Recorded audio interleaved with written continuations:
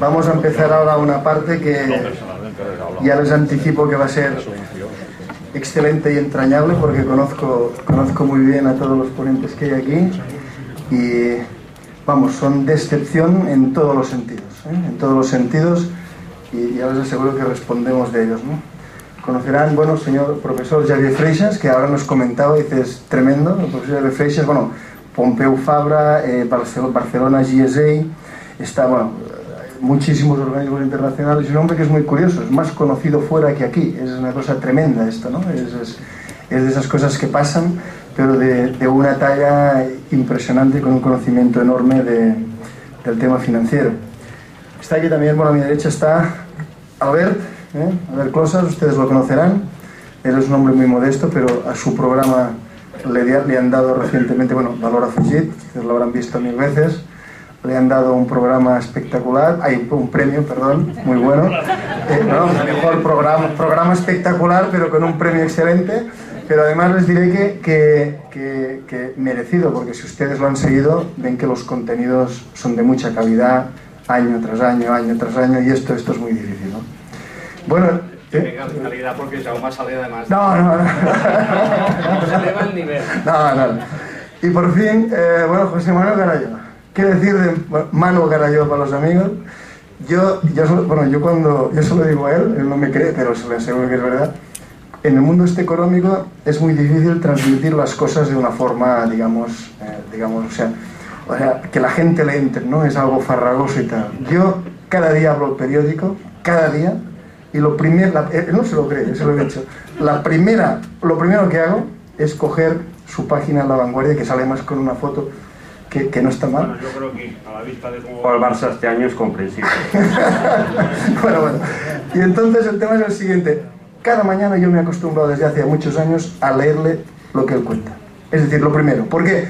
Porque ya no los mercados que suban, que bajan, él tiene un conocimiento tremendo. Ahora me decía, estaba hablando con Xavier, que él conocía a Xavier de fuera, o sea, lo localizó fuera, ¿no? Un hombre tremendo, con una perspectiva tremenda fuera, él lo localizó. En fin, vamos a ver, si quieren ustedes aprender bolsa, viendo los comentarios bien, y además riendo, porque yo hay días que me río a carcajada limpia, porque es espectacular los comentarios y todo lo que llega a relacionar. Bueno, este es el señor Manu Garayo, ¿de acuerdo? Bueno, entonces vamos a ver.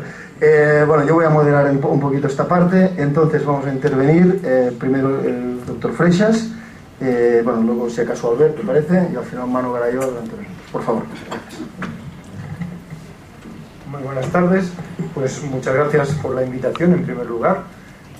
Es para mí todo un reto pues hablar después de la excelente presentación de Jaume, pero me gusta ver que hay muchos puntos de acuerdo y perspectivas distintas, o sea que de alguna forma un poco algo de convergencia tenemos.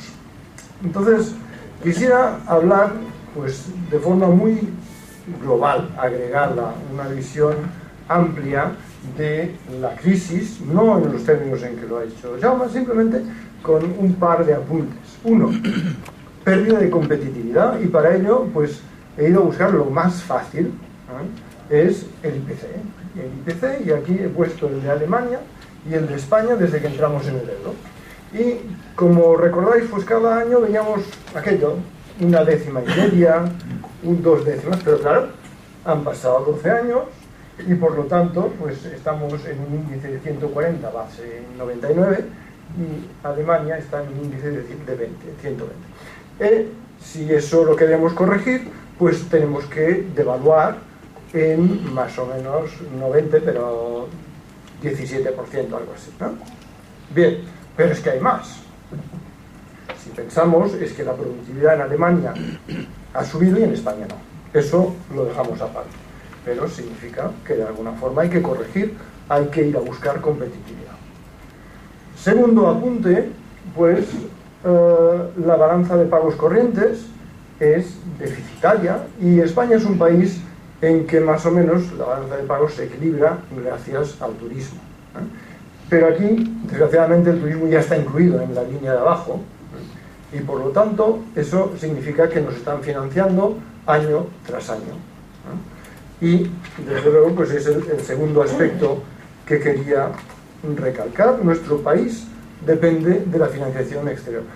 Y eso se ha hablado mucho, ha salido mucho cuando hablamos de la diferencia entre Italia y España en su deuda pública. Es que los españoles dependemos del exterior y los italianos, pues la deuda pública italiana la compran mayoritariamente los italianos, con lo cual tienen menos problemas, aunque pues su ratio de deuda sobre PIB sea muy superior al nuestro.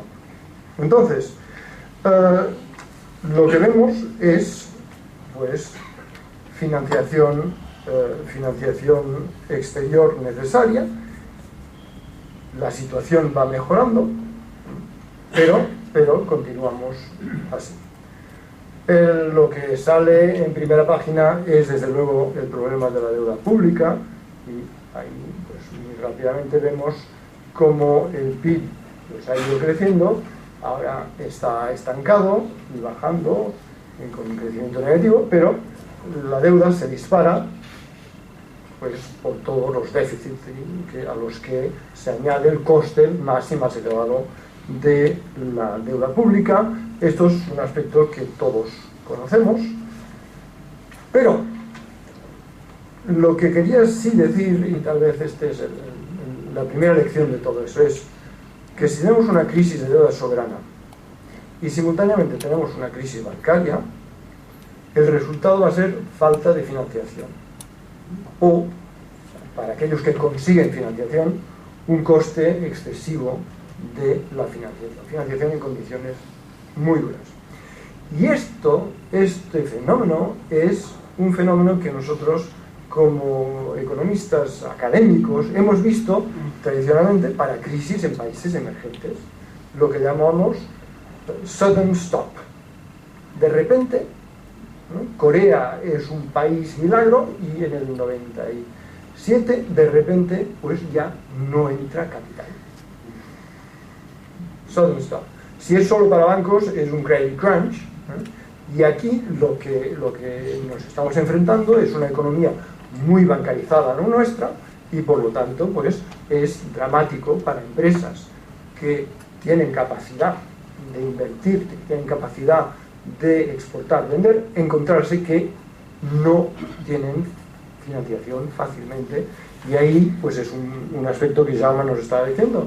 A ver, los bancos extranjeros que están heredando, ¿no? Pues están heredando excelentes empresas españolas que no tienen financiación, pero claro, tienen que demostrar, ¿no? En lugar de partir de una relación bancaria de 15 años, tienen que ir a otro banco a demostrar que son capaces de devolver el crédito. Y eso pues, no será fácil para todas y siempre será caro.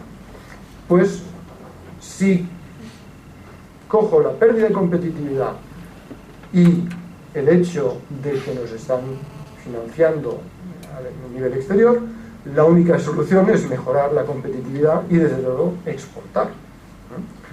Y eso significa que la política adecuada es fomentar la exportación por todos los medios posibles, ¿no? Y en particular pues crear nuevas empresas, invertir en infraestructuras, invertir en formación. Somos un país que puede mejorar su nivel de inglés en particular.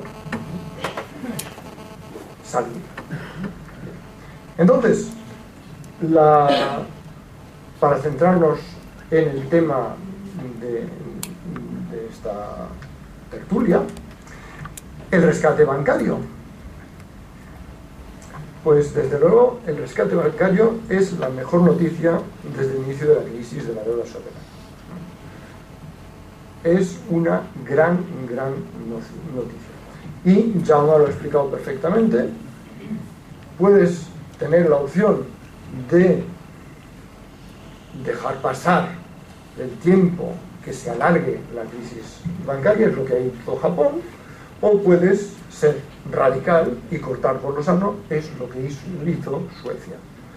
El coste de la crisis bancaria en Suecia fue del 1% del PIB. En Japón se estimaba en el 28%. Y bueno, en Japón, claro, hablan de la década perdida, pero son dos décadas. O sea que hemos estado hablando de la década perdida durante ya una década, ¿no? Bien, entonces la diferencia de coste es muy distinta y por esto yo estoy encantado de que los europeos hayan puesto un poco de orden en todo eso y que lo hayan hecho rápidamente, y debe agradecerse en particular al señor Draghi, que al no comprar deuda española ha forzado a que esto se hiciera ya, no esperase a mañana. Entonces, ¿qué quiere decir el rescate bancario? Pues se reparten las pérdidas entre los inversores que han decidido asumir riesgos, ¿no? Y por lo tanto, tenedores, no estamos hablando aquí del depositante que lo que quería era la tarjeta para sacar dinero en el cajero automático, ¿no? Estamos hablando de gente que en principio sabía lo que hacía y compraba acciones, obligaciones a largo plazo, etc. Entonces, aquí he visto algún comentario, dice, bueno, no está mal porque los alemanes participarán de estas pérdidas porque ellos han sido los que han financiado la burbuja inmobiliaria. Y es cierto que han comprado, que han financiado el ahorro alemán, es el que ha entrado en España y que ha sido parte de la burbuja. Bien, no queda tan claro porque depende de si es titulización o si son bonos hipotecarios, o sea que no queda muy claro cómo se repartirá las pérdidas entre inversores.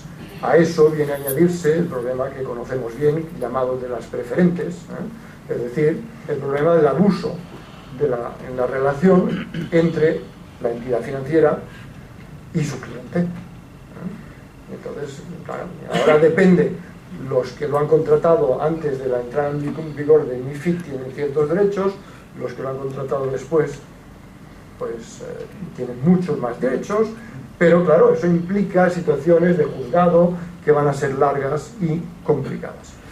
En todo caso, la buena noticia, creo yo, es que este memorándum que nos habla del grupo 0, grupo 1, grupo 2, grupo 3, queda claro que los bancos Santander, BBVA y, entiendo, CaixaBank por el primer stress test, estos bancos van a tener una vida mucho más fácil y van a poder financiar mucho más fácilmente que hasta ahora, donde la opacidad del sistema español hacía que no se pudiera saber exactamente dónde estaba cada tipo de banco. Y esto, desde luego, el rescate bancario es una noticia extraordinaria y me ha permitido hacer unas transparencias absolutamente optimistas.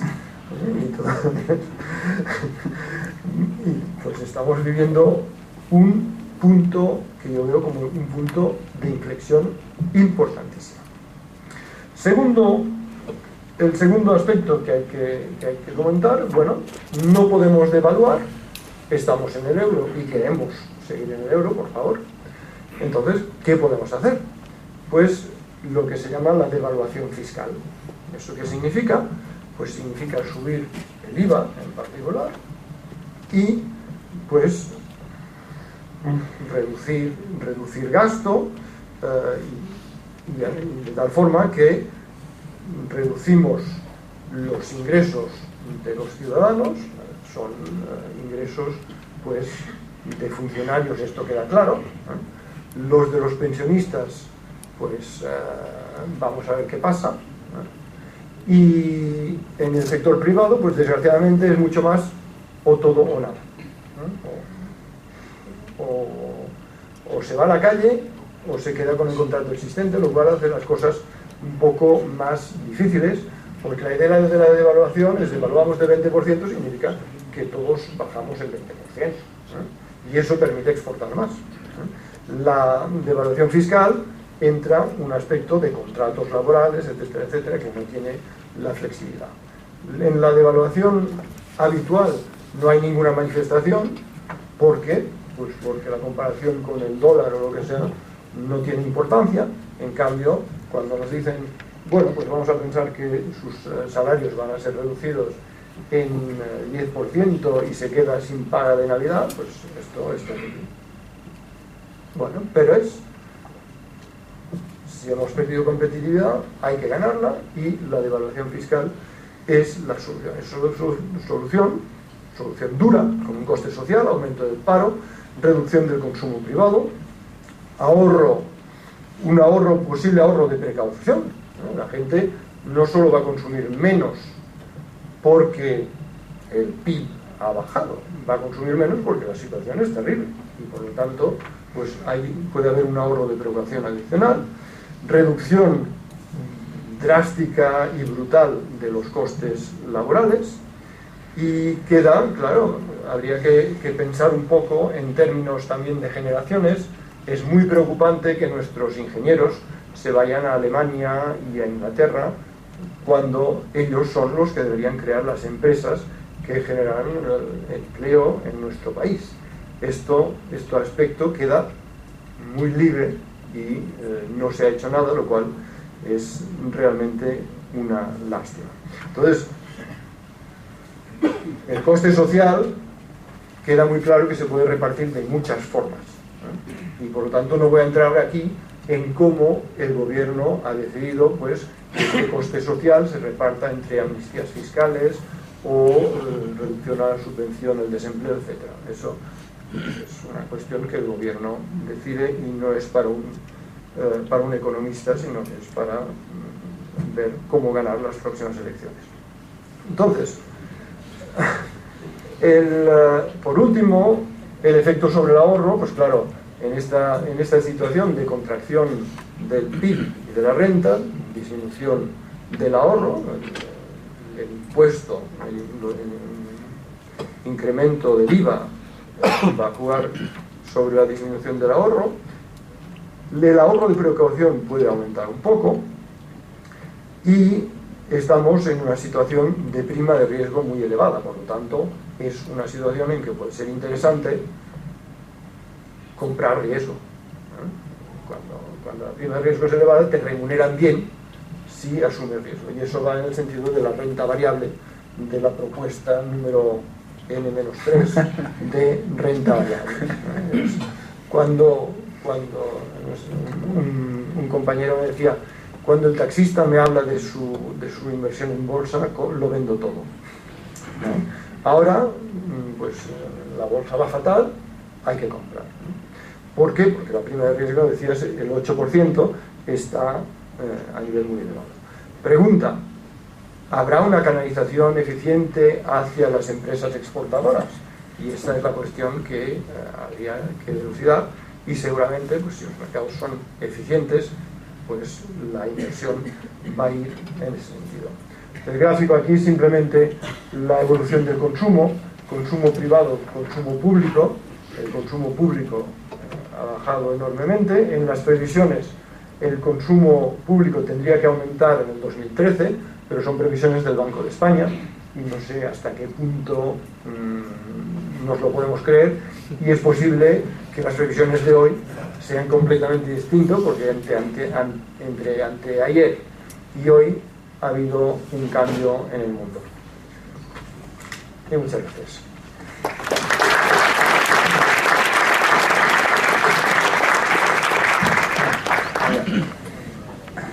Buenas tardes, buenas tardes. Guten Abend en alemán.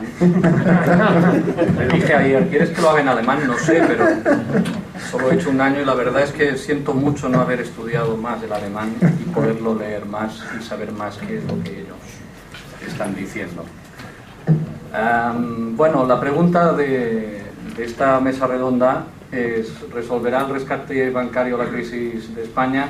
Yo añadiría, ¿resolverá el ajuste anunciado ayer la crisis económica de España? Como somos periodistas, lo adapto. Yo no soy economista, soy periodista económico, y yo no voy a afirmar cosas porque no soy economista, pero sí cosas que constatamos los periodistas, aunque no siempre constatamos lo mismo, porque seguramente con Manu, que es muy amigo mío, vamos a tener alguna discrepancia, pero para eso es una mesa redonda, ¿no? Bueno, pues yo quería recordar que, empezando por lo de ayer, hemos hecho el mayor ajuste, dicen, de la democracia. Son 65.000 millones de euros que a mí no me acaban de cuadrar de dónde saldrán. pero eso es lo que nos dijo el presidente del gobierno en 2 años y medio, que es un 2,6% del PIB anual, que es una brutalidad. Hemos conseguido a un alto precio en muchos casos el mayor rescate bancario también desde la democracia, y yo también considero que es una cosa muy positiva, como ha dicho el doctor Freixas. Yo creo que de hecho no es que sea el mayor, sino el único, el primer rescate desde que, eso lo sabrá el doctor Freixas, desde que el Fondo Monetario Internacional nos hizo algún préstamo a finales de los 70 quizá, ¿no? ¿No? ¿Verdad que sí? Esos turbulentos años 70 en el que en el 77, por ejemplo, teníamos un 22% de inflación, yo tenía 17 años y tampoco me suicidaba por la calle, ¿eh? Imagínense si ahora tuviésemos el 22%, pero bueno. Salimos teóricamente ganando de la última cumbre europea hace escasamente 15 días, y cosa también muy importante, last but not least, nosotros en España cambiamos la Constitución española, que nos decían que era incambiable, la cambiamos en un plis-plas en una tarde, con una mayoría aplastante de los 2 grandes partidos y algo más, para consagrar la famosa norma que los alemanes dicen Schuldenbremse, esto sí que lo entiendo, freno a la deuda, y ellos todavía no la han adaptado porque todavía la están acabando de discutir con el SPD a estas alturas, pero nosotros en una tarde todo lo que nos decían que era imposible cambiar de la Constitución, plis plas, la pusimos, la famosa norma del déficit cero, ¿eh? Una tarde torera. Una tarde preciosa, que incluso podría, no sé, nosotros tenemos un tribunal constitucional que no va con las gorras rojas como esos señores de Karlsruhe, y a lo mejor algún día dicen, oiga, ¿esto de verdad que es constitucional? ¿Dónde está la política económica? ¿No? Consagrar para toda la vida y para mis nietos y bisnietos que haya déficit cero. Bueno, de acuerdo, nos lo dijeron y lo hicimos. Todo eso lo hicimos. ¿Por qué lo hicimos? Porque seguramente se tenía que hacer, pero desde el año 2010 nuestros políticos y muchas instituciones y desde todas partes nos dice que esto se hace porque hay que hacerlo, y sobre todo para ganar la confianza de los mercados y de los inversores del mundo, los inversores extranjeros, que, como ya se ha hablado aquí, son los que nos dejan buena parte del dinero. Pero claro, yo es que, ¿qué hemos conseguido? Pues miren, pues prácticamente muy poco, al menos en los mercados, ¿no?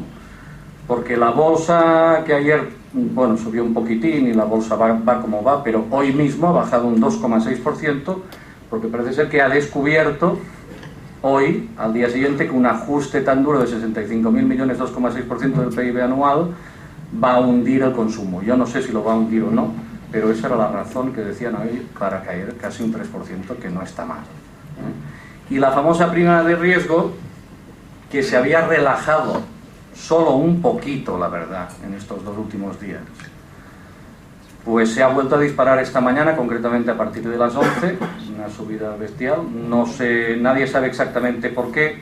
Es cierto que como hay tan poco volumen, además yo explico cosas que seguramente aquí hay gente de mercado que ya me lo podría explicar a mí, como el mismo Jaume, muchas veces le pregunto yo, ¿no? Pero de las cosas, por ejemplo, que nos explica Jaume, pues que hay tan poco volumen y tanta histeria, que también es muy fácil moverlo arriba o abajo en los mercados secundarios, a los cuales, por cierto, en fin, como que no hay otra solución, nos fijamos mucho, pero parece ser que tampoco sería tan significativo, porque realmente es un mercado estrecho, un mercado poco transparente, oscuro, pero bueno, es lo único que hay. Esto es como aquello de la democracia, que será el peor sistema, pero es el único, ¿no? Exceptuando todos los demás, pues es el que tenemos. Churchill, exacto. Claro, yo quiero recordar que cuando decimos prima relajada, queremos decir 530 puntos básicos, es decir, la diferencia entre el bono alemán, que está regalado, y bono español, que está en zonas muy peligrosas, ¿no? Pero claro, como que los periodistas tenemos memoria, o tenemos que tenerla, buscas mayo del 2010, cuando el presidente Rodrigo Zapatero se hundió definitivamente en sus perspectivas electorales y se hizo el harakiri en el Congreso, es decir, presentando en mayo del 2010, el día 9 me parece que era, el primer ajuste, ya también, el primer ajuste realmente importante también de la democracia desde las épocas de los pactos de la Moncloa. La prima de riesgo se había disparado, porque claro, los mercados nos lo pedían, los inversores nos lo pedían, todo el mundo nos lo pedía, se había disparado a 190 puntos. ¿Quién la pillara? ¿No? 190 puntos básicos. Concretamente, lo he mirado hoy, el bono a 10 años español estaba a 4,60 y el alemán a 2,70, que ahí estaba, 2,73. Después, a partir de estas bromas, empezó a caer brutalmente, hasta llegar ahora a 1,24, el de 10 años, mientras que hoy la prima se ha disparado, la prima ha hecho 565 puntos, son 10 puntos básicos más que ayer, que son 8 del bono a 10 años, que ya lo volvemos a tener a 6,6, y 2 que ha mejorado el alemán. Bueno, no sé, me parece que quizá una prima de 200 como en ese fantástico año 2010, pues a lo mejor con los bonos españoles al 5, 4,5, 4% y los alemanes al 3 o 2,5 o 2, quizás sería lo normal, lo realista, una vez superada la fase de miedo, pánico, histeria en la que estamos instalados desde el verano pasado. Pero bueno, no es así. Parece que por más ajustes, rescates y cumbres que se hagan, el mercado de momento, pero es que ya llevamos muchos momentos y muchas semanas y muchos meses y un año, no se cree nada y prefiere siempre ver el vaso medio vacío antes que medio lleno.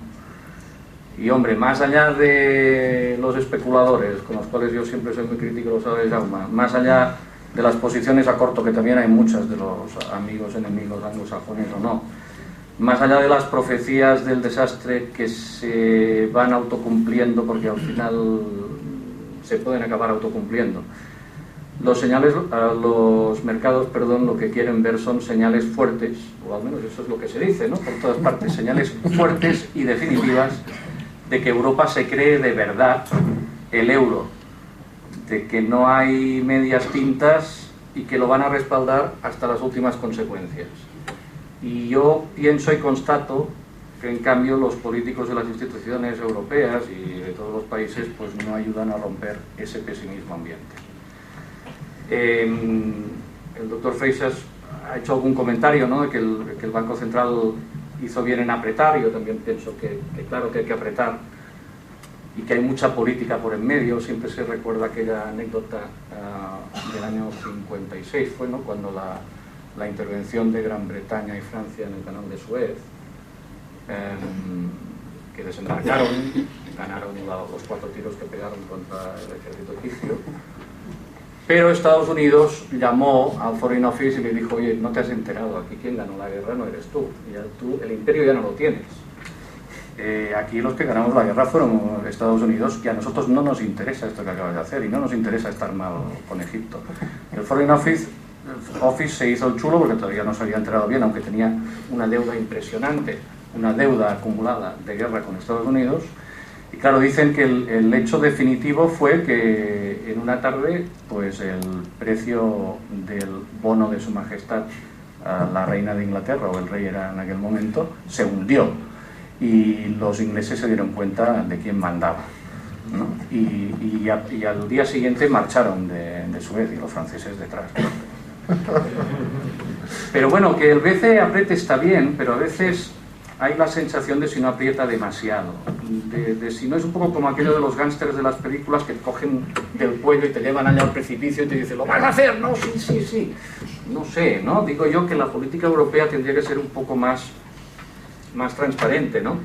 Hoy mismo, ayer, cuando hubo ya la crisis del verano pasado, que en el caso de Italia estaba clarísimo que era para forzar al gobierno italiano de Berlusconi a hacer lo que tenía que hacer y para acabar forzando su dimisión, y en el caso de España pues también a forzar a lo que se tuviera que forzar.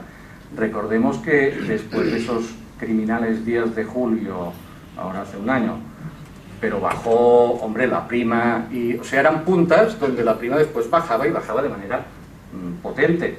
Y en agosto, cuando ya fue la estocada final, yo creo que pasamos de 6,5 o 7 el bono español a 10 años a 5, 4,5, que es a mí me parece, y el doctor Freixas sabrá más, que es lo que quizá el BCE piensa que es lo normal, porque siempre se ha dicho que no era normal que un bono griego valiese lo mismo que un bono alemán. Eso no tenía ningún sentido, o un español respecto al alemán, pero hombre, al menos que haya esa diferencia de 200 puntos básicos, pero no de 500.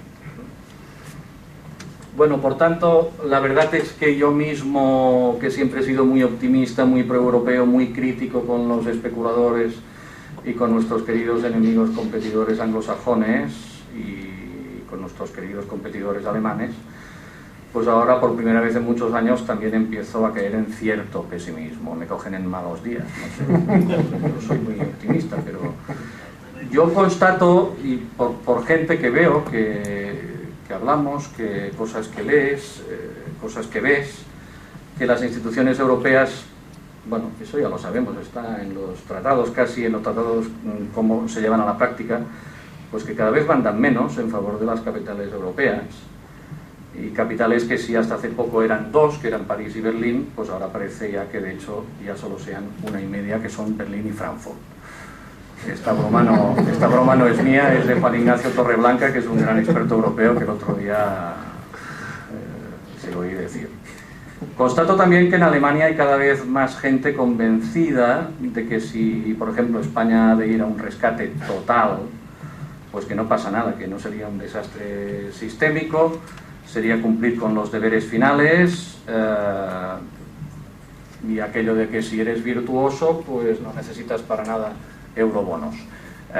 Digo gente que dicen que detrás de los micrófonos va diciendo esto, porque el otro día, el domingo pasado, salía una entrevista con el ministro de Finanzas Wolfgang Schäuble, y bueno, no sé si es que es muy de preclara visión o muy cínico, pero vamos, todo lo veía fantástico y decía que nosotros, que es una locura y una fantasía decir que si nos tendrían que rescatar y que si nos tratan mal, etcétera, etcétera, ¿no? Y yo, como que en televisión nos llega mucha información y muchas imágenes y muchas declaraciones de las agencias internacionales, claro, a este señor lo he visto cuando no habla para la prensa española, sino que habla para su público, como dice otras cosas, ¿no? Y como nos trata como niños pequeños, absolutamente, con lo cual dices, caray. Por tanto, yo constato en las opiniones públicas y en los políticos que se ha instalado y que está creciendo, yo creo que es lo peor, que es la desconfianza entre europeos, o directamente es que se ha roto la confianza, y que están creciendo de forma acelerada las percepciones y no los análisis. Percepciones basadas en tópicos populistas muchas veces, animadas por ese simpático periódico que se llama Bild Zeitung, que en la facultad nos explicaban que se hacía la broma que no se podía coger así en vertical porque goteaba la sangre, ¿no? Hay que leerlo siempre así, ¿no? Bueno, pues ya sabemos cómo la prensa sensacionalista inglesa, que pesa muchísimo sobre los políticos europeos los políticos alemanes o los británicos. Me estoy alargando quizá, ¿eh? Muy bien. Bueno, estoy acabando de todas formas. Por tanto, esas percepciones, claro, son tópicos populistas sobre los caracteres nacionales, norte-sur, por ejemplo, ¿no? Gente trabajadora contra gandules. Aquí oigo muchos gandules, a estas horas de la tarde sobre todo. Están todos los alemanes en casa ya, ¿no? Gente responsable contra irresponsables. Los del sur nos han engañado, hay que atarlos corto. Eso es una frase también que fuera de micros dicen mucho, ¿no? Hay que tenerlos bien atados. Bueno, en cambio van a la baja los análisis racionales económicos de la relación de flujos de capital, de ahorro, de consumo entre norte y sur que ha habido estos últimos 10 años, de la orgía crediticia que vivieron los bancos de todo el mundo y en especial los europeos, incluidos los alemanes, y el efecto que representa tener en Europa la peor crisis bancaria desde 1932. Y claro, yo oigo hablar mucho de la irresponsabilidad de los deudores, pero muy poco de la irresponsabilidad de los acreedores, ¿no? Porque en este caso, pues los del norte, como ha dicho Xavier Freixas, nos dieron tan alegremente los créditos que hincharon nuestra burbuja, con los que sacaban muchísimos más beneficios que no dando créditos en sus propios países del norte, donde casi no daban porque la gente ahorraba y donde podían dar poquísimo rendimiento. Por tanto, ¿hacia dónde vamos? Pues yo veo dos caminos sobre el futuro del euro, pero eso ya lo hablaremos después en el debate, porque si no, no voy a contestar muy rápidamente las dos preguntas. ¿Ayudará al rescate a salir de la crisis? Yo estoy totalmente de acuerdo con lo que ha dicho Jaume Puig. yo pienso que sí, que ayudará a salir, y además porque tengo ganas de ser optimista. Bueno, no es que esté de acuerdo, porque él nos ha hablado de la diferencia entre 60.000 y 150.000 euros según cómo acaben las auditorías, y por tanto, si son 150.000 euros, 150.000 millones de euros, perdón, porque si no ya los podríamos poner aquí unos cuantos ya. Eso cambia mucho, además es un 15% del PIB. Yo, de todas formas, me gustaría recordarte que en estos análisis de Bill Wyman y Rolling Stones, ese es el escenario peor, ¿no? Sí, sí, sin duda. Y con una caída, me parece, del 4%, 4,5% del Producto Interior Bruto. Sí, no, Está bien. 6% Bueno, incluso un 6 en 2 años. Bueno, 3 y 3. Pero eso, y también lo hemos comentado, se lo haces a la banca francesa, y yo creo que, no sé si lo pasaría. La banca italiana seguramente no lo pasa ni de lejos. Y la banca alemana, bueno, ya hablaremos después. Pero bueno, yo quiero ser optimista, también porque se ha demostrado que la carga número 1 de España no era la deuda pública, sino la deuda privada, y por tanto la del inmobiliario, y por tanto la de los bancos. Y si se ayuda y se recapitalizan a los bancos, se saca mucho lastre de la economía. Voy resumiendo, porque me parece que estoy ya largo. Pero bueno, voy a hablar un momento de los alemanes. Y yo, como que estamos hablando de si lastra sobre si estas ayudas van a lastrar seguro la deuda pública española. Si son de momento los 30.000 millones de euros que nos han prometido como primera entrega, es un 3% del Producto Interior Bruto. Como ha recordado Jaume, estamos en un 68, que acabaremos este año en un 70 muchos, pero estamos bastante más por debajo que la media europea. Por tanto, en un país normal, sería normal considerar que un 3% lo puedes aceptar. Lo que pasa es que según cómo se nos sigue mirando como un país tercero, como si fuésemos Colombia, y condenado al desastre y condenado a la quiebra, ¿no? Por tanto, aunque estés en un 68% de deuda sobre PIB, cuando la media de la zona euro es un 88, o sea, 20 puntos menos, te siguen diciendo, no, pero usted es del sur y usted está fatal. Y usted, los bancos están fatal. Y yo quiero recordar que con cifras del Fondo Monetario Internacional por cuarto año consecutivo, este mes de abril, en su informe de primavera, hacen un recuadro sobre las ayudas públicas a la banca en todo el mundo desde que estalló la crisis, y Alemania tiene comprometido no esos 3 puntos de PIB que vamos a asumir de momento de España, más un 3 puntos más que tenemos de saldo del FROB, de todo desde que empezó la crisis.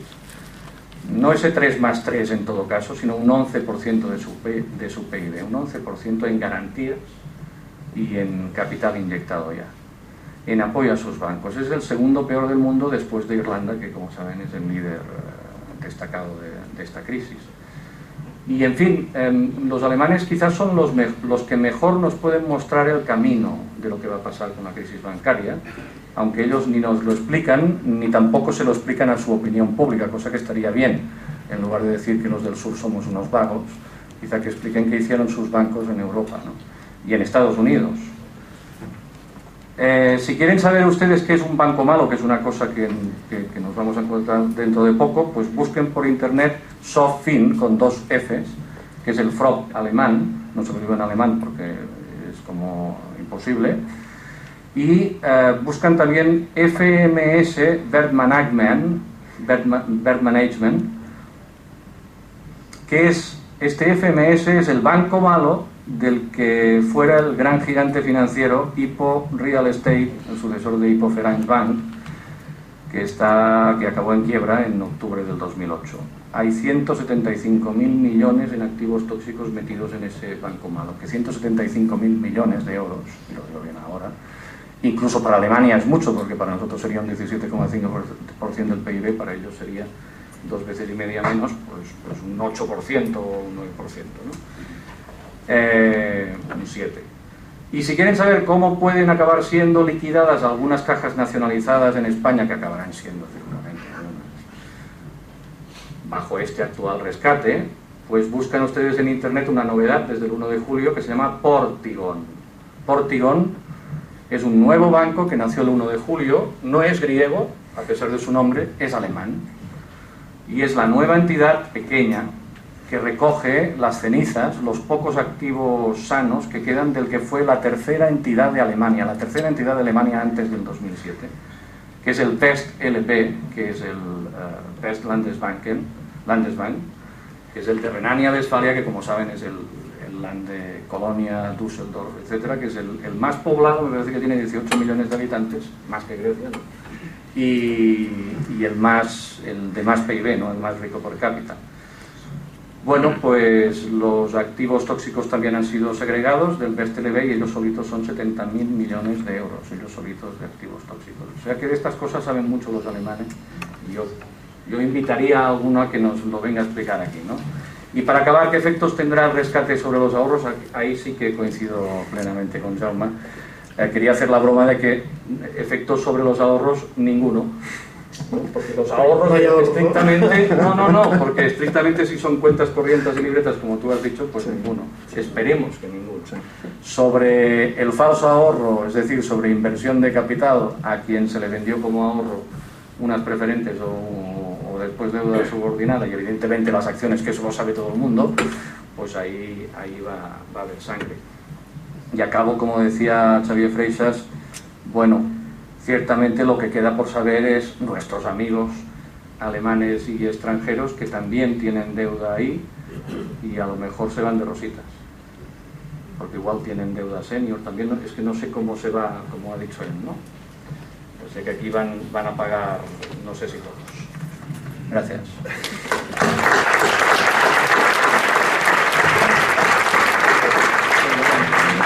Bueno, buenas noches, aquí un poquito a uña de caballo porque vamos un poco rápido y ya estamos. Vamos a ver, un poco respecto a la sesión de hoy. Se ha caído ciertamente un 2,58 la bolsa. La televisión, la TV3 normalmente no está bien informada. La prima de riesgo ha caído a 538 y el punto por debajo. Bueno, infórmate. Lee La Vanguardia mañana. Leo La Vanguardia. 538 puntos, 10 puntos menos que ayer. Por tanto, la sesión de hoy, por así decir, ya una pregunta si está mal informado. Queda la cuestión en el público, que mañana podrá tomar datos concretos para saber y sacar un juicio concreto. Bien, entonces, por tanto, en el mercado de deuda, que yo creo que lo más importante hoy que la bolsa para lo que es la situación española. La bolsa puede pensar que puede el consumo disminuir o puede pensar que Bankia está prácticamente, pues bueno, ya la única perspectiva que tiene es la liquidación, o puede pensar que las eléctricas, ese impuesto que van a sufrir, va a reducir sus beneficios y por tanto retroceder, como ha retrocedido hoy, porque es normal. Pero lo que importa a España, y España ha estado en riesgo de una corrida bancaria muy seria, es la prima de riesgo. Y si disminuye, eso es lo importante. Hay que saber en un momento dado distinguir dónde está la clave, en el mercado de deuda o en el mercado de renta variable. Y ahora mismo está en el mercado de la deuda. Parece ser que hay gente que le gusta un poco, y son mentalidades, son clásicas mentalidades españolas y de otros países, ¿no? Le gustan las cosas americanas, que sean muy rotundas, muy espectaculares, muy Hollywood, muy gángster, muy cosas. Las cosas son más moderadas en los mercados y descienden lentamente y van tomando expectativas de futuro. Entonces, un descenso moderado de la prima de riesgo es un factor de tranquilidad y de importancia. Entonces, ciertamente, yo lo que venía aquí un poco a comentar es este ajuste que se ha hecho del 6,5% del PIB, que probablemente no lleguemos a eso, probablemente no lleguemos al 6,5% del PIB porque es muchísimo, pero si llegamos al 4%, ya es suficiente. ¿Por qué? Porque el mercado ve que estás a ello, y es muchísimo. Es decir, si ve voluntad de que tú estás haciendo un ajuste, aunque no alcances el 6,5%, la importancia es que el mercado constate que un gobierno está seriamente haciendo lo que tiene que hacer. Y entonces va a recibir apoyos del mercado y va a recibir apoyos del Banco Central Europeo y va a recibir apoyos de la Comisión Europea. Y esa es lo principal. Y no estemos tanto en el detalle. Lo importante es la dirección. Y la dirección es correcta. Es cierto que restringe el consumo, pero ojo también. El consumo no solamente se guía por el IVA. Funciona sobre todo y actúa y se mueve fundamentalmente por el empleo. Si se crea empleo, aumenta el consumo. Punto arriba o 2 puntos abajo el IVA. Es decir, lo fundamental es que se cree empleo. Que haya subido el IVA al 21 y que retrocedan lo que son las contribuciones sociales, etcétera, puede ser un factor positivo para el empleo cuando se combine con quizá un mejor crédito y cuando se combine con una reforma del mercado laboral. Veremos, poco a poco. Este año no va a haber creación de empleo. Igual el año que viene, tampoco. Pero lo que tenemos es una perspectiva, que es, yo creo que lo importante. Eso respecto al comentario de la sesión de hoy. Pero yo quería ir un poco no tanto al tema bancario, sino un poco a una situación un poco más general. Este plan de ajuste que se ha hecho, para algunos tardíamente, probablemente se ha esperado a una negociación con Europa para ver qué Europa qué nos daba, qué nos podía ofrecer, qué ayuda nos podía dar para saber lo que nosotros teníamos que hacer después. Es decir, no, si te ayuda, pues espérate y una vez que lo sepas, pues tú anuncias el ajuste, pero no lo anuncias antes. Se ha hablado de falta de relato, de falta de explicación de Rajoy. También le achaca lo mismo a Márquez. ¿Por qué? Porque las cosas son tan complicadas que no puedes hacer un relato concreto, porque tienes que estar siempre pendiente de negociaciones. ¿Qué ha hecho el gobierno español? Esperar a saber con qué podía contar para anunciar posteriormente el ajuste. Bien, ¿este ajuste en qué se inscribe? Pues se inscribe en una situación en la que hay una situación recordemos el 29 de junio, de una angustia tremenda en la zona euro. La gente se creía que se hundía, que desaparecía el euro. Es decir, cuando el 29 de junio, recordemos un poco los izquierdistas en Grecia amenazando su futuro. Es decir, la gente pensaba que el ajuste griego había fracasado, toda la política de ajustes en Europa había fracasado, el euro se encaminaba hacia su final. Es decir, estábamos en una situación enormemente complicada. ¿Qué hizo Europa? Es decir, ante las dudas que están creciendo sobre el euro, nosotros apostamos por más Europa. ¿Más Europa qué quiere decir? Vamos a modificar, vamos a cambiar la arquitectura europea. Vamos a cambiar y vamos a ir un poco a lo que es el fondo de lo que ha sido Europa. Lo dijo muy bien Bernanke. Bernanke dijo, el euro es un proyecto político y un experimento monetario. Mejor dicho, imposible. Lo sacó de Feinstein, pero perfecto. Entonces, ¿qué quería decir eso? Que es un proyecto político en el sentido de que el euro se hizo para asegurar la paz en Europa, después de muchos años de conflicto. Entonces,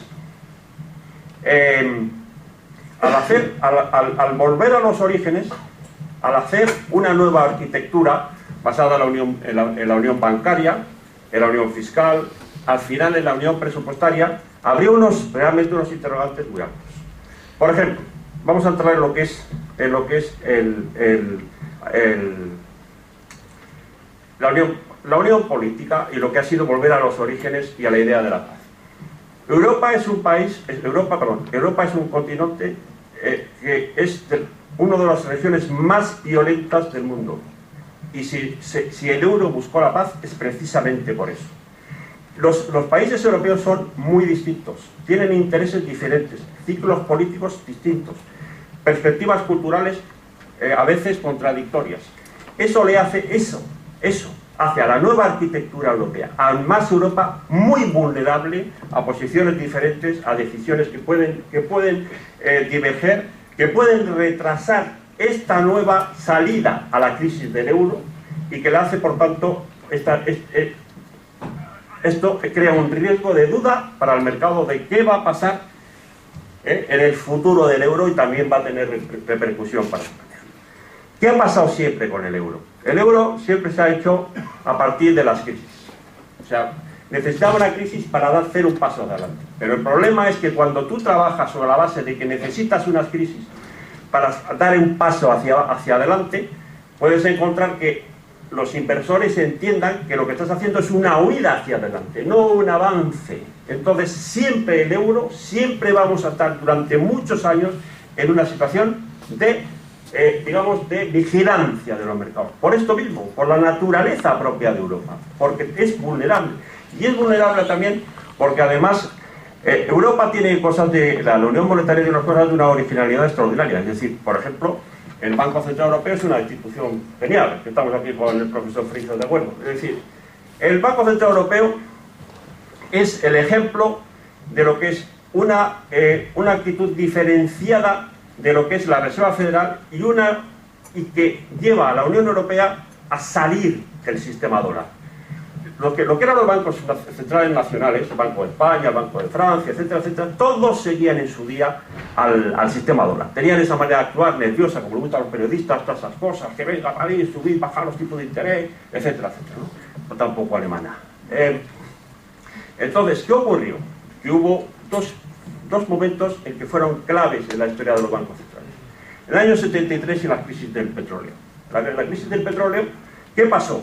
Que cuando llegaba la crisis del petróleo, ocurrió que todos los bancos centrales, para compensar la pérdida de poder adquisitivo de las poblaciones, que inundaron de liquidez los mercados. Una inflación alucinante.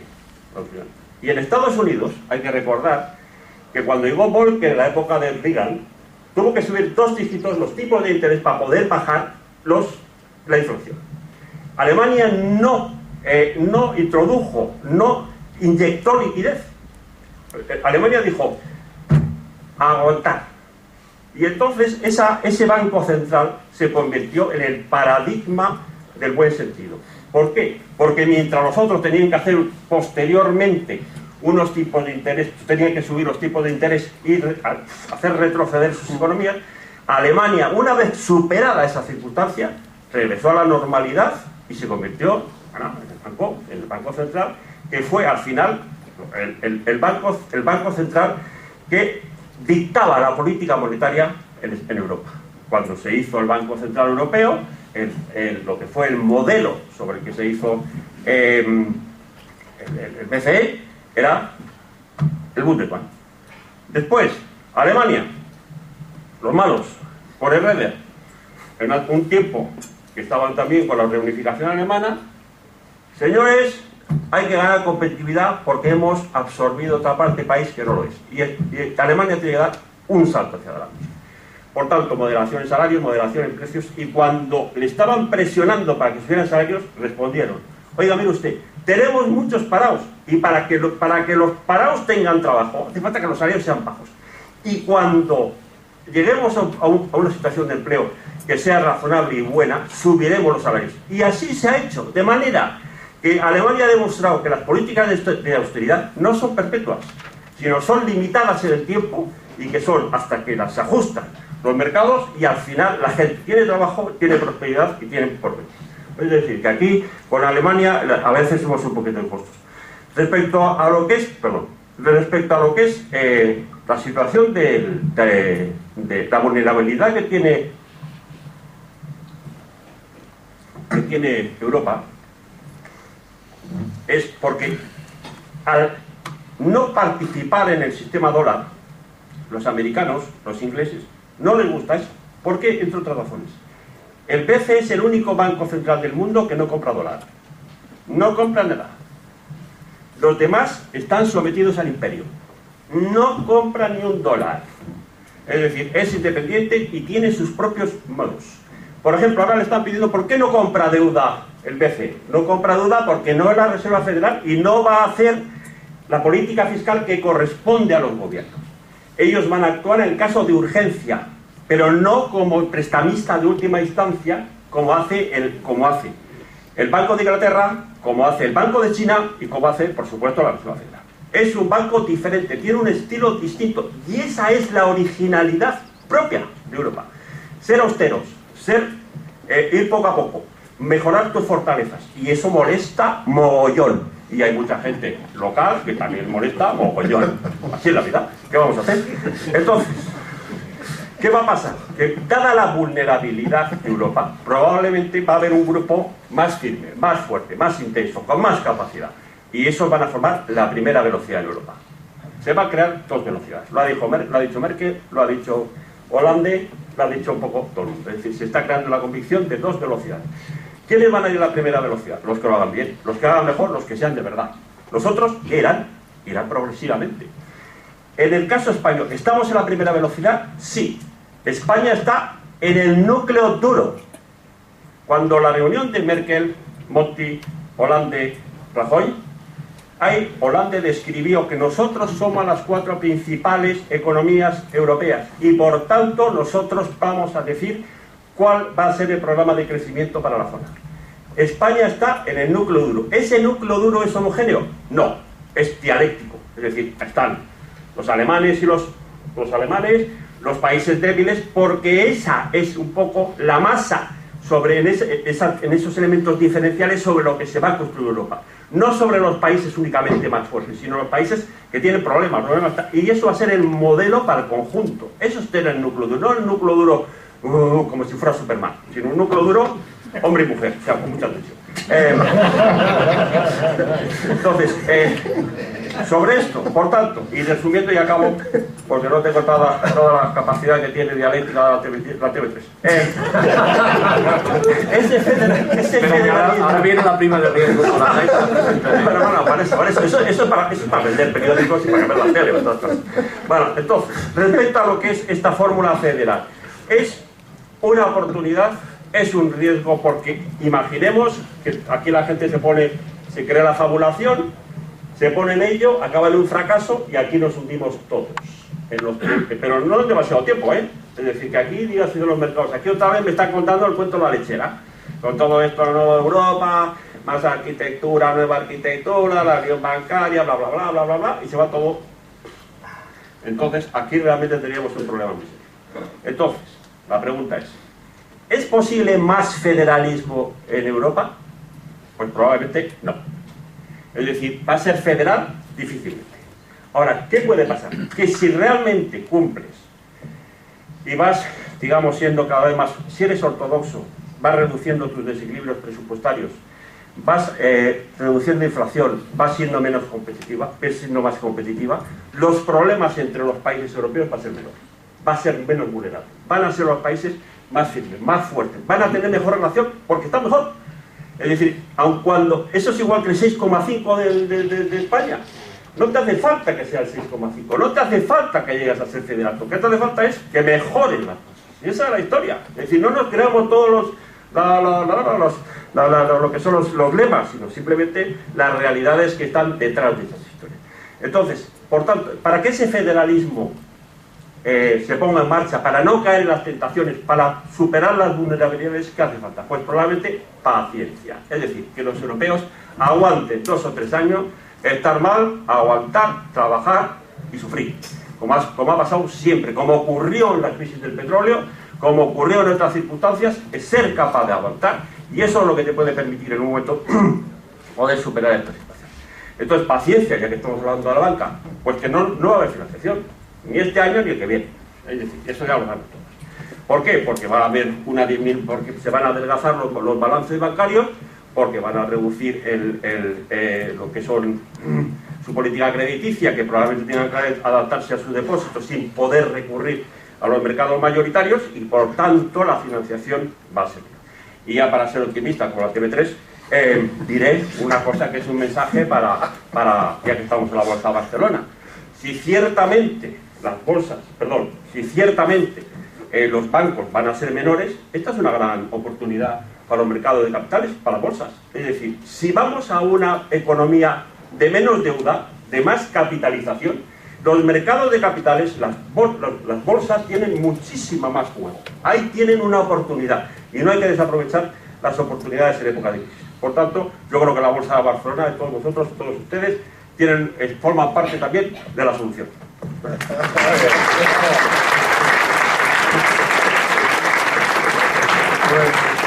Muy bien, espectaculares las ponencias. Entonces vamos a dar el turno de preguntas. Yo si acaso voy a hacer alguna pregunta a cada uno de los ponentes.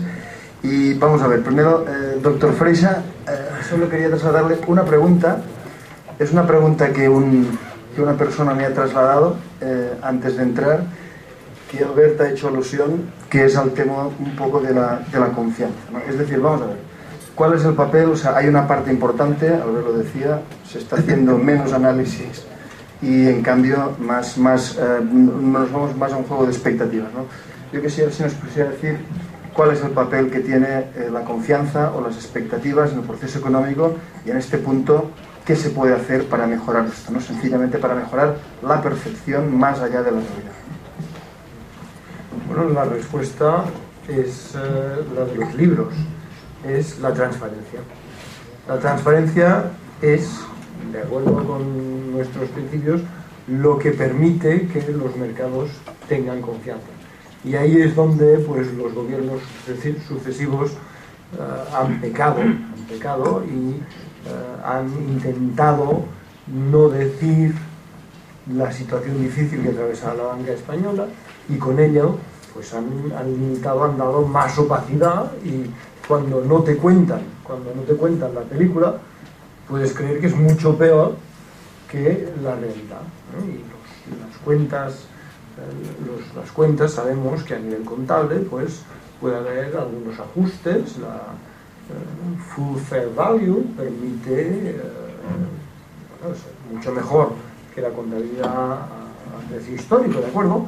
Pero permite ciertos ajustes y estos ajustes se han utilizado, por lo tanto pues hay un nivel de opacidad y desde luego la transparencia es esencial, con lo cual el rescate tal como está planteado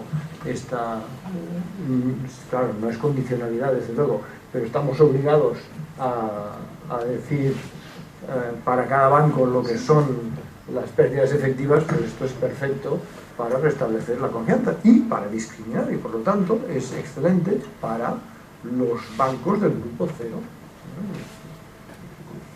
Yo querría añadir una cosa de todas formas, que se habla mucho de que aquí se ha hecho tarde y está clarísimo que se ha hecho tarde, ¿no? Pero yo no me imagino que en el 2008 la banca española tenía que haber ido más rápido, más transparente, lo que queramos, pero como que era una crisis clásica, claro, cuando se compara con Europa, esa preciosa tarde también de domingo, donde el primer ministro holandés tuvo que salir en un minutillo y decir, hemos inyectado 8.000 millones de euros en un simpático banco que todos conocemos y yo también tengo ahorros, ¿no? Pues qué bien, qué rápido, ¿no? Pero es que, claro, la diferencia de las crisis clásicas es que estaban hasta aquí de productos americanos, ABS, CDOs, ya no nos acordamos, pero claro, no había contraparte. Es que tenían unos papelillos que había desaparecido el valor. Sí, pero no es tan difícil, o sea, no, es más fácil decir es que me voy a la quiebra si no me inyecta 2.000 millones que decir, bueno, yo tengo mucha inmobiliaria, pero como que ahora tal... No sé, digo yo que ahora es muy fácil hacer historia de lo que... Una cosa es el historiador económico y otro es el economista de la historia. Claro, teníamos que haber hecho, no sé. A ver, aquí hay mucha gente testigo que desde esta casa, 2008 y 2007, decíamos ya la recapitalización de la banca que era necesaria, pero fíjate una cosa, hay una diferencia, y tú lo has dicho muy bien con los bancos alemanes que comentabas. Vamos a ver.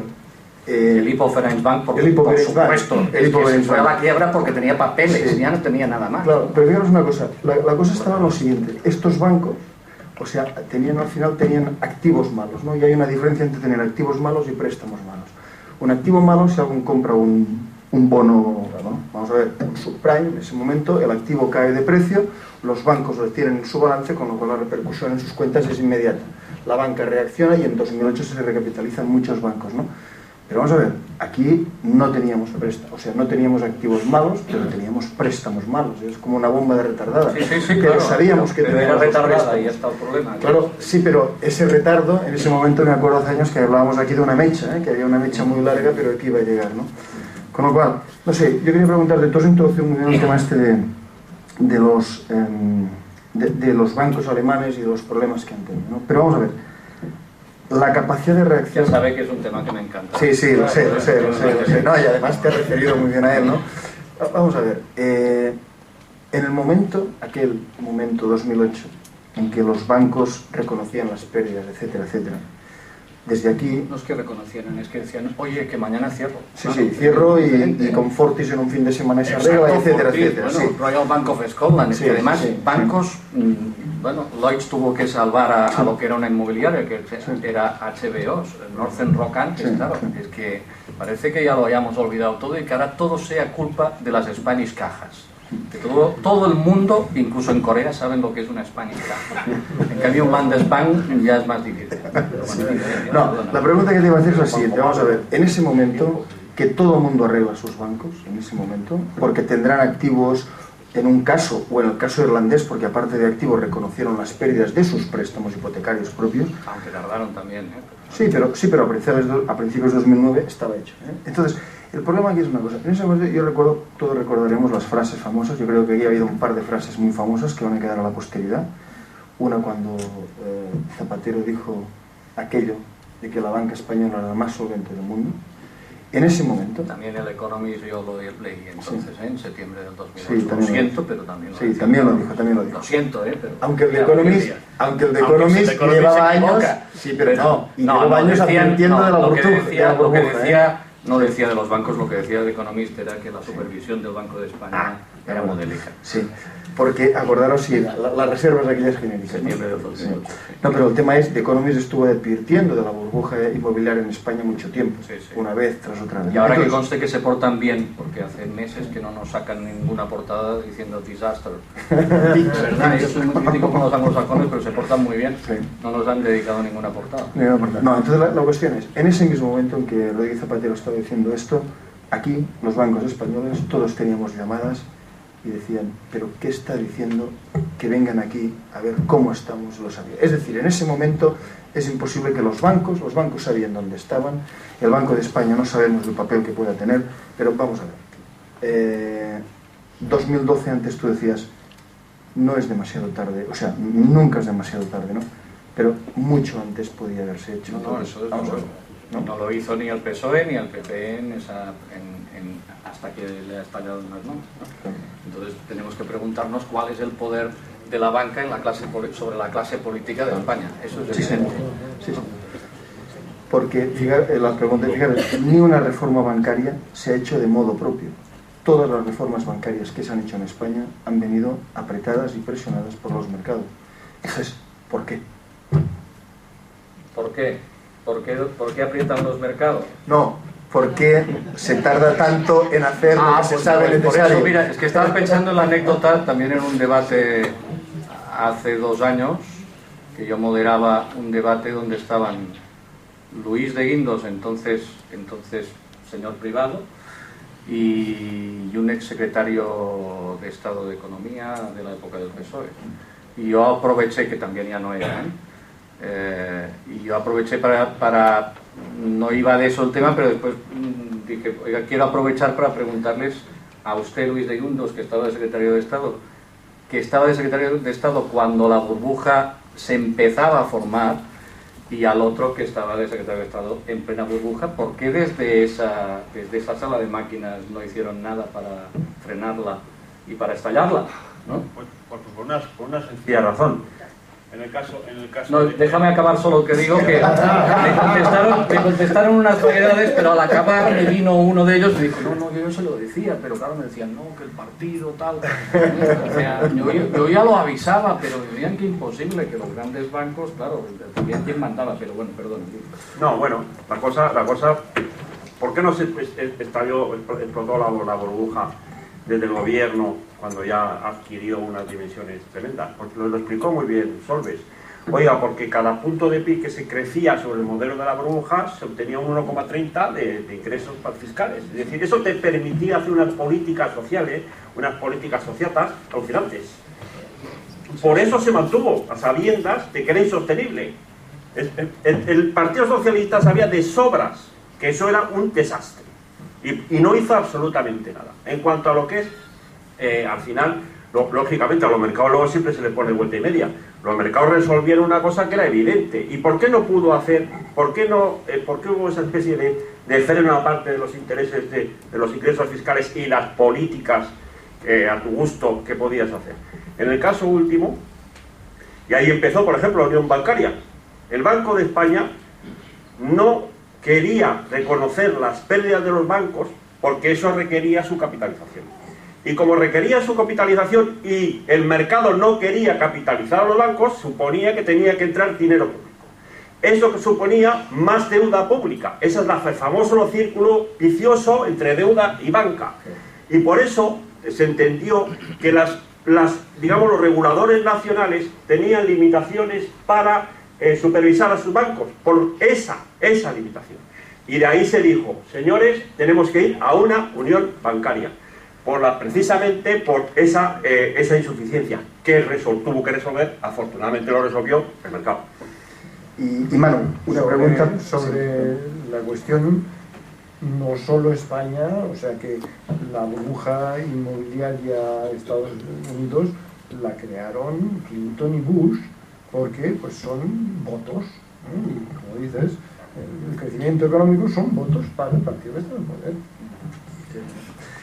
Y Manu, pregunta, antes ya lo digo que ha habido un momento el momento de cuando Zapatero decía que la mejor banca del mundo, ¿no?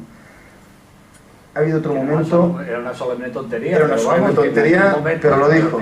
Ha habido una segunda gran tontería, por lo menos lo digo a nivel de las llamadas que nosotros recibimos de todos los brokers internacionales que nos dicen, pero oiga, ¿qué estáis haciendo aquí?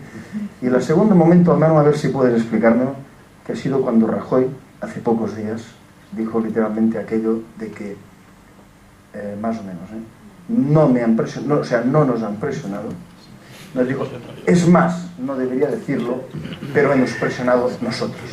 Eso, Manu, me lo tienes que explicar porque yo te aseguro que no lo veo de ninguna forma. Bueno, eso parece una historia de discoteca, esas horas de la noche y que nadie sabe muy bien qué pasa. Pero yo creo que quiero decir... Cuando estaba en el precipicio con dicho esto, ¿quién fue el que empezó y quién el que... Bien, yo creo que lo que venía a decir un poco era Rajoy, que es gallego y que no se entiende muy bien si sube o si baja. Lo que venía a decir, supongo, trataba de decir, es que no estábamos en un caso de rescate clásico. Es decir, oiga, aquí tenemos un rescate de tomo y lomo, aquí se acabó, entonces diga, mire usted, yo presiono en tanto que, claro, también presiono para negociar. Es decir, la negociación es por dos lados. O sea, la negociación bancaria que se ha hecho, yo creo que ha sido una farsa, es decir, todo eso de Merkel en el último momento aceptando la capitalización directa de la banca, solo estaba ya de antemano, absolutamente. Lo que pasa es que la farsa tiene que hacerse para satisfacción y para vender diarios, porque eso es lo importante. Entonces, como es para esa farsa, es decir, tienes que asegurar el honor de las naciones. España no quiere verse sometida pues a la humillación de tener que aceptar. Entonces tú presionas, estaba hecho de antemano, convencido. Es decir, la posibilidad de la capitalización directa se veía necesaria y por tanto eso no son de últimas horas. En las últimas horas, a ver, que me parece que ya le dijo a Monti. Monti dijo, yo estoy dispuesto, recordemos que era casi la final de la Copa de Europa, de la Eurocopa, de estar aquí hasta el domingo negociando. Dice, yo me voy el sábado porque quiero el partido. Lo tenía más claro que lo tenía más claro.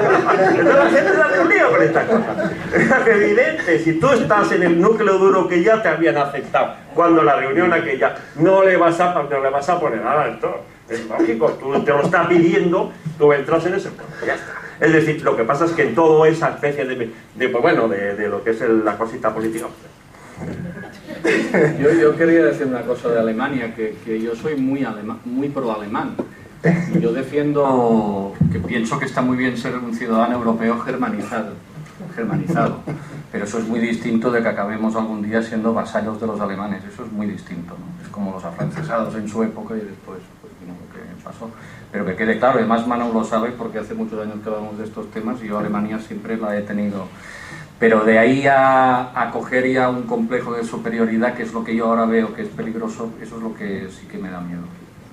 Yo viendo la chaqueta que lleva la pobre señora Merkel y aquella foto en el verano, si alguien se piensa que va en plan Claudia Schiffer, yo la verdad... Muy bien, muy bien. Bueno, vamos a ver, vamos a dar un turno a las preguntas. Antes, Manu, que sepas que al final de todo, ya que nos has dicho que la zona euro está evitando las guerras, etcétera, etcétera, te voy a preguntar, y te lo voy a preguntar, piénsatelo, si vamos a ver los Estados Unidos de Europa o no los vamos a ver, ¿de acuerdo? Pero bueno, no, guárdatelo, ¿vale? Venga, vamos a ver, preguntas por favor, alguien que tiene, sí, por favor, ahí. Pero, el micrófono, por favor, gracias.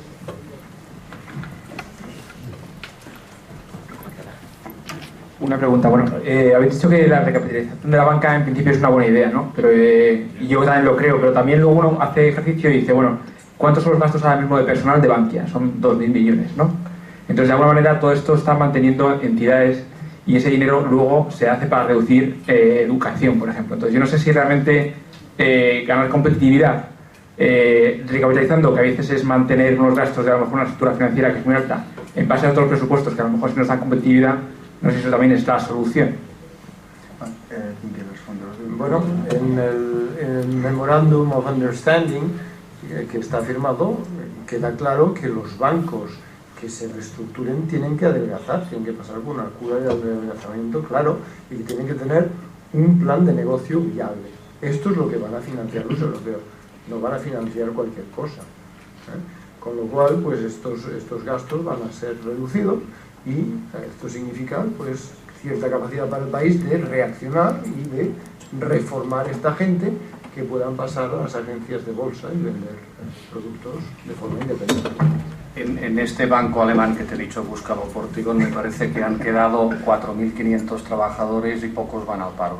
Otra parte se la queda Gelaba, que es el Landesbank de Hesse, que también está hecho un poco trizas, pero bueno. Pero vamos, que siguiendo el ejemplo allá,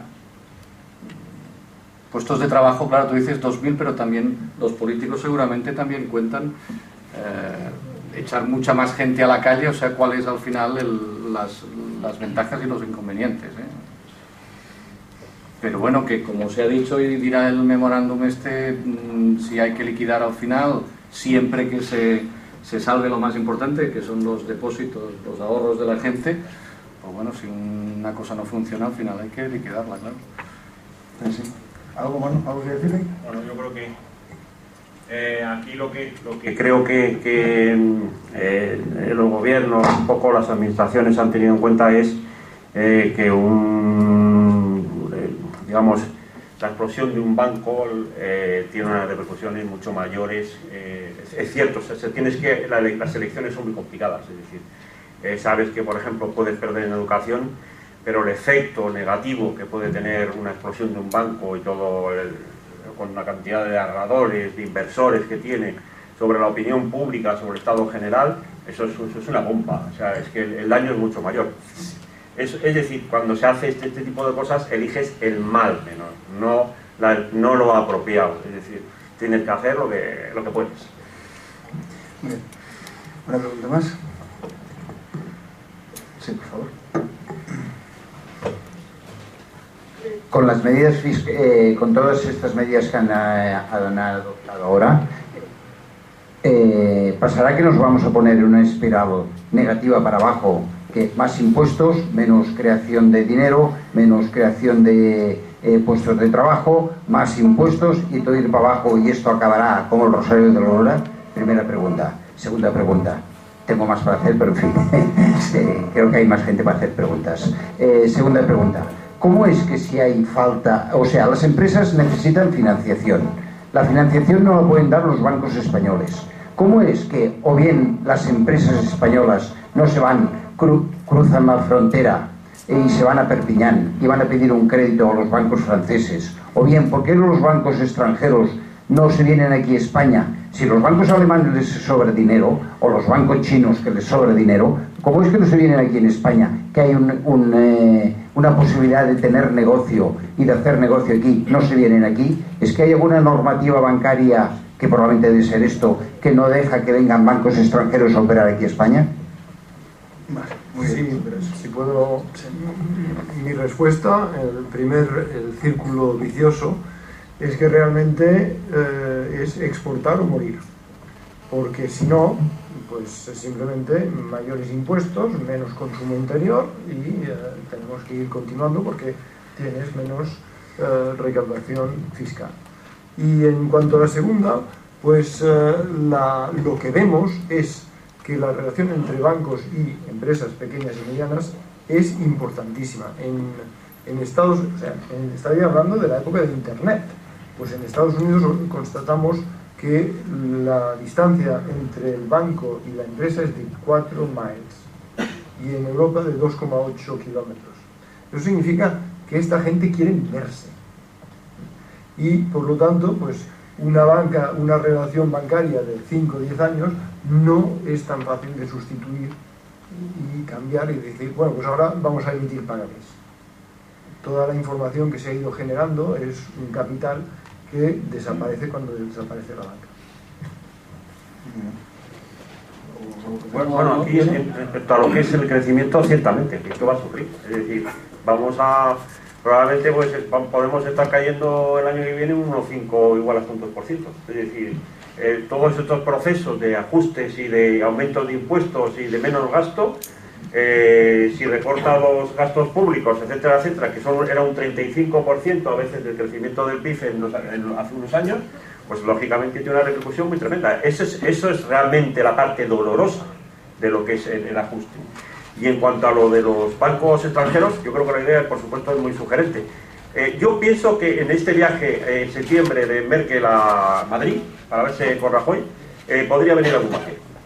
¿Podría haber? ¿Algún banquero? Venir algún banquero. Ah, bueno, eso seguro. Bueno, Deutsche Bank, aunque no está Joseph Ackermann. Podría venir un banco, podría venir algún amigo banquero. de ella. La banca española en Francia, por ejemplo, si no recuerdo mal, la Caixa se llamaba CaixaBank, la filial que tenían en Francia, ¿no? sí. Hace 20 años. Sí. Y debían tener en París y algo en Perpiñán, pero es uno de los grandes retos, que no, o sea, exportar servicios bancarios o ir a hacer banca a otro país no está pasando. Supongo que es por eso que dice, la gente se quiere ver, necesita una confianza que no existe todavía. Y Deutsche Bank tiene aquí filial y si no recuerdo mal, pues le va bien, pero bueno, parece que el año pasado en los stress test suspendió en España, la filial en España. Sí. Muy bien, sí, las dos preguntas creo que están contestadas, ¿no? La del banco y la del crecimiento. Muy bien. ¿Una pregunta más? Sí, por favor. A ver, yo más que una pregunta, era una observación, aprovechando que tenemos aquí dos periodistas de dos medios de lo más ilustre que hay en Cataluña, como TV3 y La Vanguardia, y yo tengo un poco la sensación, siendo catalán, podría hablar en catalán ahora, pero como toda la conferencia está siendo en castellano, pues sigo en castellano. Tengo la sensación de que seguimos mirándonos excesivamente el ombligo aquí en Cataluña, porque se ha hablado y se ha criticado a los alemanes, a los anglosajones, al PSOE, a Madrid, al PP.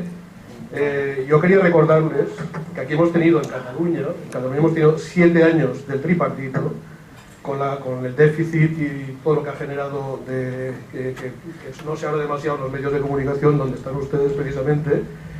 Y también tenemos una Caixa de Cataluña, que no hay que hablar tanto de Bankia, que solo se habla de Bankia y del señor Blesa.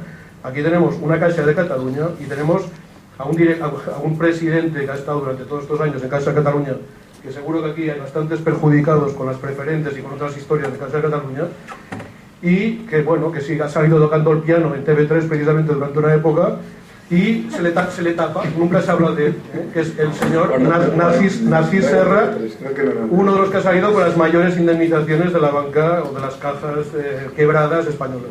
Entonces me gustaría, aprovechando la situación, me gustaría que ustedes, por favor, es una petición, que se hable más del caso del tripartito que ha arruinado este país, esta región, esta comunidad autónoma, y de Caixa de Cataluña el señor Narcís Serra. Y digo esto con una cosa muy interesante que ha dicho el doctor Freixas en cuanto a evitar la fuga de cerebros. Entonces yo digo, con estos ejemplos, ¿cómo no se van a ir los cerebros? O sea, la gente joven que tiene una buena formación y una buena predisposición a trabajar, si ve los que han mandado aquí en los bancos y en la política, ¿cómo no se van a ir de este país?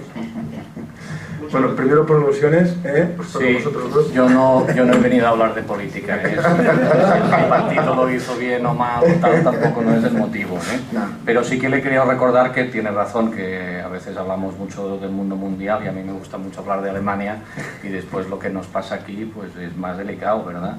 Pero sí tiene razón, Catalunya Caixa o Caixa Catalunya pues no es ningún buen ejemplo. Pero también yo quiero recordarle que UNIM, que no tiene demasiado que ver con ningún tripartito, yo soy impositor y cliente de UNIM desde 1979, también fue un desastre y también estoy muy enfadado con mis directivos, que no sé qué hicieron, y en proporción no sé si el desastre es casi mayor que el de Catalunya Caixa. Y recuerde usted también que Caixa Girona la tuvo que discretamente absorber la Caixa de Pensiones porque estaba fatal y no era precisamente del tripartito.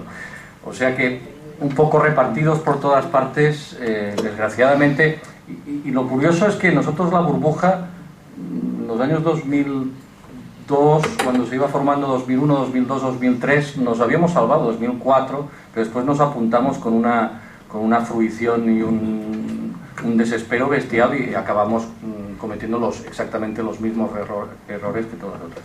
Fíjese que al final la caja que va mejor es la que siempre ha tenido disputas con los políticos, las tuvo cuando la época de Jordi Pujol y precisamente, bueno, un poco porque también quizá la pugna constante entre los políticos y los gestores de las cajas, pues en este caso la caja más grande intentó tenerlos más aparte a los políticos, aunque evidentemente las influencias siempre están. Si me permitís, antes de darte paso a mano, porque por alusión tienes que contestar, yo diría una cosa, es decir, fíjense, hay dos cosas claras que han... O sea, los bancos yo creo que han hecho tres cosas mal en distintos momentos en el tiempo. El primero fue poner sus balances en riesgo. Estamos hablando de los años de la bonanza. Evidentemente hay bancos que con 100 de depósitos dieron 200 de préstamos. En China está por decreto ley, por decreto ley. Si tienes 100 de depósitos solo puedes prestar 80, ¿vale? Pero, aparte de temas reguladores, lo que está claro que hay dos cosas que quizás han viciado mucho al tema bancario. Uno, sin duda, que aludías, es la interrelación política, digamos, banco. Eso sin dudas es malo. Pero luego hay una segunda cosa que creo que deberíamos todos hacer un ejercicio. ¿Por qué en algún momento el banco sigue teniendo demanda de préstamos? Porque sigue teniendo demanda. Ha agotado, por decir de una forma, los depósitos, los ha prestado todos. ¿Y por qué en algún momento decide? Porque el banco puede tomar dos elecciones. Paramos de dar crédito, o dos, nos vamos a ver a los amigos alemanes, les pedimos crédito, nos endeudamos para poder prestar más. Entonces, esta toma de decisiones, la gran mayoría de bancos, en Cataluña no ha sido una excepción, en este caso ha sido igual, la gran mayoría de bancos decidieron seguir dando crédito. Hubo algunos pocos que se pararon, que tienen nombres y apellidos. Ahora bien, ¿por qué los bancos decidieron eso? Pues a mí se me permite, para mí hay una cosa muy clara, que es que hay que acotar los bonus de los directivos bancarios. No puede ser que dependan de los beneficios de un año, sino que como mínimo deberían depender de los beneficios de 5 o 10 años. Es decir, muchas de estas tomas de riesgo se han hecho porque la entidad ese año ganaba más y todos los que tienen una retribución variable ese año ganaba más. O sea, han estado estresando a entidades por este motivo. Si me permiten, el segundo gran fallo de los bancos ha sido en estos años la falta de transparencia, que lo diga el doctor Freixas, es decir, es evidente, pero con eso además no solo han perjudicado a ellos, sino que han perjudicado al país. Y para mí el tercer problema es el que están teniendo ahora los bancos. Hemos hablado antes de emisiones de capital, emisiones que han hecho durante estos años ya con el problema inmobiliario dentro. Fíjense que hay unos 40.000 millones de euros que las entidades han vendido a sus clientes, en este caso, de ampliaciones de capital, acciones, preferentes, deuda subordinada, convertibles, es decir, activos relacionados con capital, y el tema es muy sencillo. En el momento, si estos activos están emitidos antes del 2008 no pasa nada, pero ¿y si están emitidos después del 2008? La cuestión es directa. Si esa entidad ahora tiene un desfase patrimonial, ¿sabía la entidad en el momento de hacer esas emisiones que son capital, los problemas de capital que tenía? Sí o no. Y este tercer punto creo que va a ser fatal, no para todos los bancos, pero por lo menos sí para aquellos que salga con este proceso un desfase patrimonial, ¿no? Y entonces, Manu, te toca a ti por alusión en medios. No, vamos a ver, entre lo que ha dicho Llama y lo que ha dicho usted, que ha sido muy claro, yo tengo respecto al tripartito y a las entidades mencionadas poco que añadir. Respecto a la fuga de cerebros, que yo sepa, Narcís Serrano se ha ido. Muy bien, muy bien. Bueno, vamos a ver, una última pregunta, por favor, que es un poco tarde ya. Una última pregunta. Nadie hace la última pregunta. Bueno, pues entonces yo suelo decir dos cosas. Primero, aquí había, como esta mesa redonda tenía que responder a dos preguntas. Yo creo haber interpretado, por favor, si alguien tiene algo que decir, que lo diga ahora o calle para siempre, ¿vale? Dice, ¿va a resolver el rescate bancario la crisis económica de España? Creo que hay consenso en que es positivo. ¿Estamos de acuerdo? Que ayudará. ¿No? Va. Ayudará, la respuesta. Exacto. No, pero ayuda. No, pero ayuda, muy bien. Segunda, pero no suficiente, ¿no? de acuerdo, muy bien. Segunda, ¿qué efectos va a tener sobre los ahorros de los ciudadanos? Por lo que he entendido, nadie aquí ha dicho que los depósitos están en riesgo o algo parecido. ¿Estoy de acuerdo? No. Perfecto. Y, y tercera cosa, bueno, yo quería, te lo he dicho, Manu, te he dicho que te iba a preguntar Estados Unidos de Europa, ¿sí o no? Vamos a ver, yo opino que no, es decir, vamos a ver, hay una cosa que a veces cuando se habla de unidad europea, etcétera, integración europea, yo creo que lo dijo muy bien un historiador francés, Jacques de Goff, es decir, las naciones los estados son una de las creaciones más propias de Europa. Es decir, existían los imperios, pero después de la época feudal, el comienzo del Renacimiento, cuando comienzan a aparecer las naciones, cuando comienza esta fase nueva, aparecen las naciones. Es una producción de la cultura europea. Ser nacional, pertenecer, esa pertenencia, que es pertenencia a una serie de valores que se comparten, que se compartió toda la gran intensidad de lo que era la aspiración religiosa, lo que fue con las universidades la expansión de la cultura, y también las naciones. O sea, las naciones no son ajenas a Europa, son lo mismo, y por tanto yo creo que las naciones, los países van a continuar. Lógicamente podrá haber una fórmula federal, podrá haber una forma de... pero para hacernos una idea, Hollande hace poco le quería explicar a los franceses que, como algunos, cuidado con los alemanes. Y entonces dijo, oiga, es que la austeridad no debe entenderse como tal, debe entenderse como soberanía. ¿Por qué? Porque reduciendo tu deuda, incrementas tu soberanía respecto a los mercados. Es decir, esa soberanía va a continuar. Vamos a seguir un poco como estamos, con variantes. La Unión Europea y los países son complementarios. Yo solo añadiría que de hecho hablamos mucho de los alemanes, pero que en este sentido el que va a poner más pegas es Francia, que siempre parece que está ya acotada, pero al final es la más anti-Estados Unidos de Europa, ¿no? Bueno, vamos a ver, yo he disfrutado mucho en esta mesa redonda, creo que los ponentes han sido de excepción, espero que hayan disfrutado tanto o más que yo, y solo decir, bueno, para acabar, y por supuesto agradecer muchísimo al doctor Freixa, a Manu y a Albert. Solo decir una cosa, yo me quedaría... a ver, tú has dicho en un momento que... La prima de riesgo ha subido y ha subido. No, eso por supuesto, pero aparte de eso ya mañana, por favor, miren lo que diga La Vanguardia, miren lo que diga TV3, hagan una media y estarán ahí.